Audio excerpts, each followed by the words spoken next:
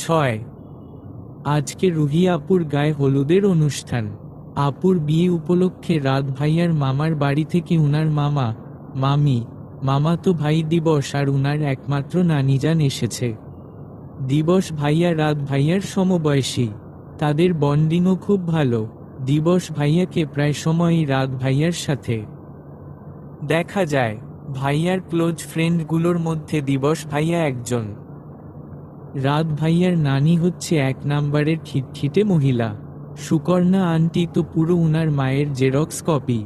বড়াম্মু যেখানে এত সুন্দর কোমল স্বভাবের, সেখানে এরা হয়েছে পুরো তাদের উল্টো। বড়াম্মু আর দিবস ভাইয়ার বাবা আপন ভাই বোন।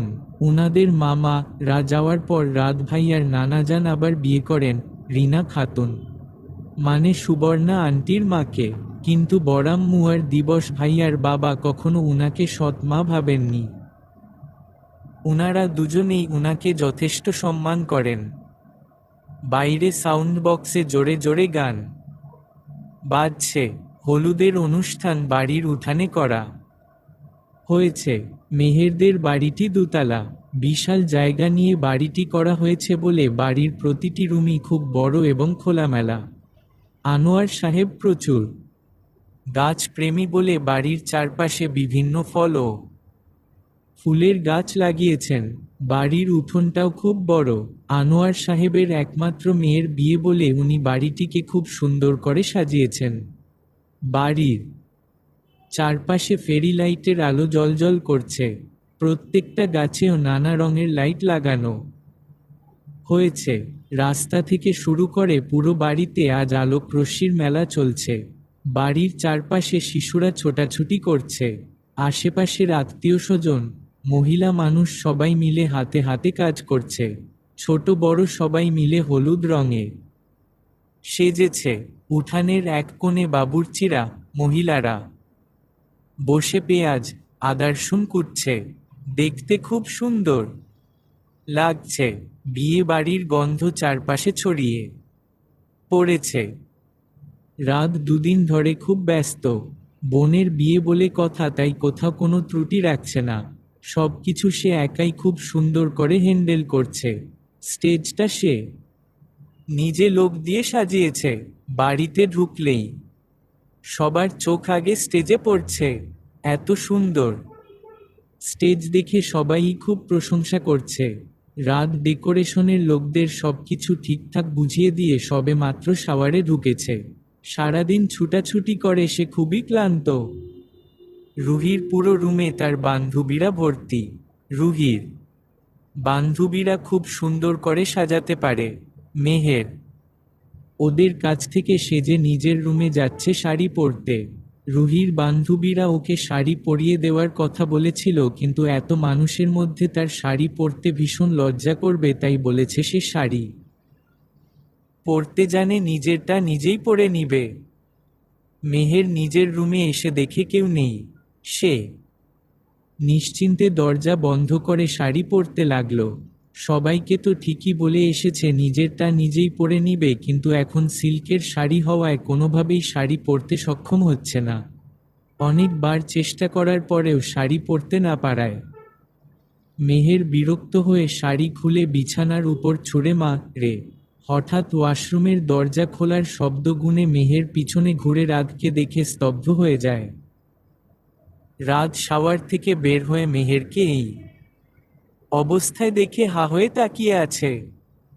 এদিকে মেহের বুঝতেই পারেনি ঘরের মধ্যে কেউ ছিল।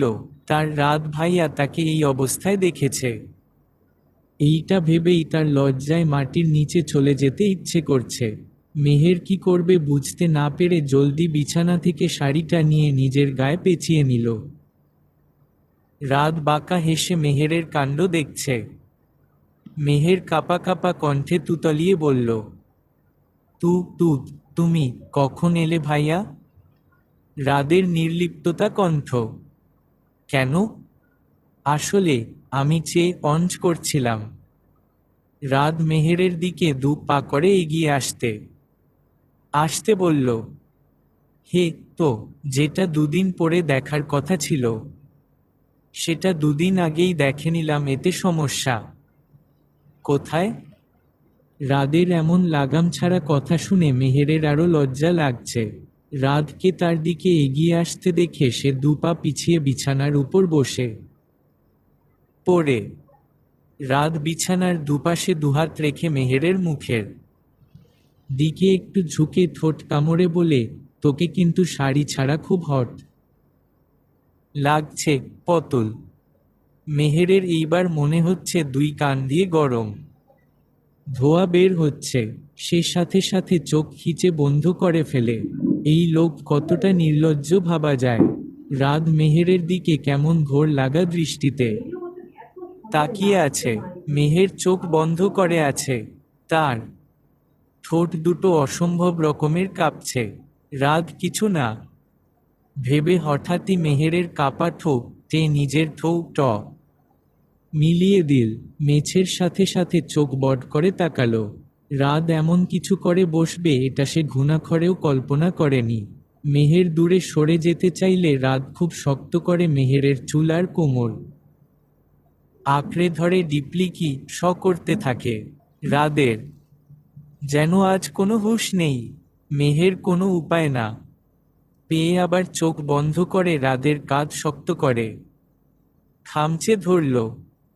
5 মিনিট হয়ে গেছে, রাদের ছাড়ার কোন নাম নেই। মেছের এইবার হাঁসফাঁস করতে লাগলো।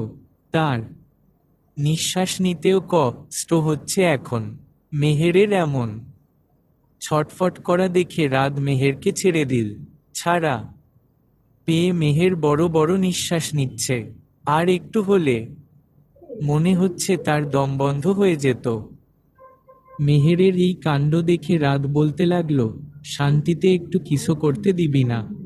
এইটুকুতেই ছাপিয়ে গিয়েছিস যখন পুরোপুরি নিজের করে নিব, তখন তো তোকে খোঁজেই পাওয়া যাবে না। যা দেখছি এখন থেকেই তোর ভালো করে যত্ন নিতে হবে। আমি আর বেশি দিন নিজেকে কন্ট্রোল করতে পারবো না। আর ঠোঁটে এইসব কি লাগিয়েছিস? সব হাবিজাবি মনে হচ্ছে আমার। পেটে চলে এসেছে, এইসব আর লাগাবি না। মেহের লজ্জায় এখন আর রাদের দিকে তাকাতে পারছে না। একে তো সে এই অবস্থায় রাদের সামনে বসে আছে, তার উপর এই কি আবার রাদের এমন লাগামহীন কথাবার্তা, সব মিলিয়ে মেহের ঠান্ডা বরফের মতন জমে আছে। মনে মনে দোয়া পড়ছে, কখন এই রুম থেকে বের হবে। সে আর এত এল্লা নিতে পারছে না। রাদ মেহেরের অবস্থা বুঝতে পেরে আর লজ্জা দিল না। সে এইবার সিরিয়াস হয়েই মেহেরকে জিজ্ঞেস করল, শাড়ি এইভাবে গায়ে পেঁচিয়ে রেখেছিস কেন? মেহেরকে কিছু বলতে না দেখে রাদ আবার বলল, কি হলো, কথা বলছিস না কেন? পরতে পারছিলাম না। কেন? শাড়ি তো এখন তুই ভালো করেই পরতে পারিস, তাহলে? এই শাড়িটা পারছি না, সিল্কের বলে কুচি দিতে অসুবিধা হচ্ছে। দুইজন ছাড়া সম্ভব না। তুমি আম্মু কিংবা বড়াম্মুকে পাঠিয়ে দিবে প্লিজ। মা আর ছোট চাচি খুব ব্যস্ত এখন। উঠে দাঁড়া, আমি হেল্প করছি। মেহেরকে উঠতে না দেখে রাত নিজেই টেনে উঠিয়ে তাকে শাড়ি পরতে হেল্প করল। রাত হাঁটু ভাঁজ করে বসে মেহেরের শাড়ির কুচি ঠিক করে দিচ্ছে আর মেহের মুগ্ধ নয়নে রাতকে দেখছে। রুহিকে স্টেজে বসানো হয়েছে।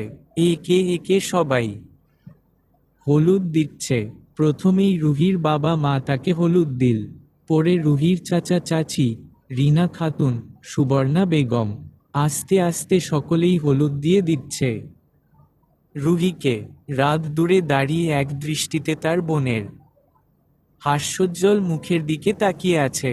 ভাবছে কত বড় হয়ে গেছে তার বোনটা।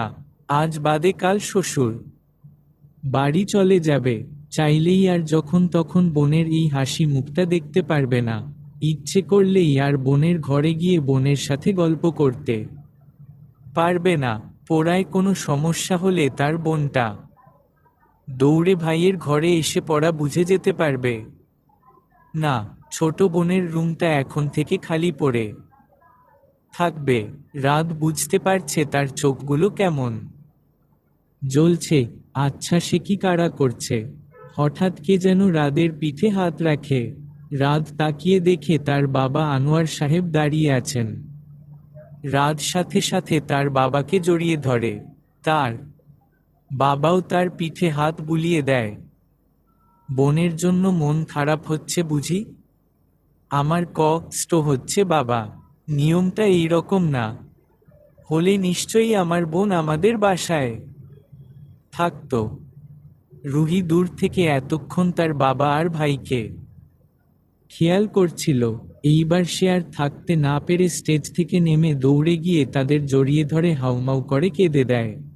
আনোয়ার সাহেবও কাঁদছে। রাত চুপ করে তার বোনকে জড়িয়ে ধরে বসে আছে।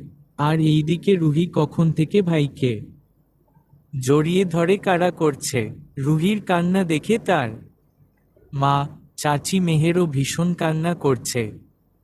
রাত এইবার বোনের চোখের পানি মুছে দিয়ে বোনকে বুঝিয়ে স্টেজে বসিয়ে দেয়। বোনের মন ভালো করতে তাকে হলুদ মাখিয়ে কয়েকটা ছবিও তুলে। রাত নেমে যেতে নিলে মেহের দৌড়ে স্টেজে উঠে অন্য পাশে বসে পড়ে। মেহেরের কাণ্ড দেখে রুহি হেসে ফেলে, সাথে রাত আর মেহেরও।